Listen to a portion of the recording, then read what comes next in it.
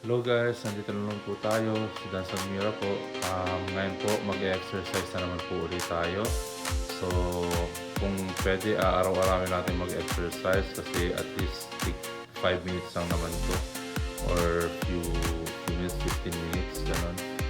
So mag-exercise po tayo ngayon. Papakita ko po sa inyo yung aking exercise. Yan po. So ang gagawin natin na standing kicks, high knees, cross punches ulit, sit-ups, kickbacks, glute bridges, tapos pahingang konti, tapos up and down, leg raises, star plank hold, leg raises, star plank hold, windmills, elbow plank hold. Ayun po guys, so pinawisan tayo din sa exercise na yan, kahit saglit lang. Pero gagawin natin araw-araw, so kahit konting oras lang is at least makakatulong sa pag-lose natin ng weight. So yun lang po, hanggang dito na lang po. Hanggang sa next video po. Paalam.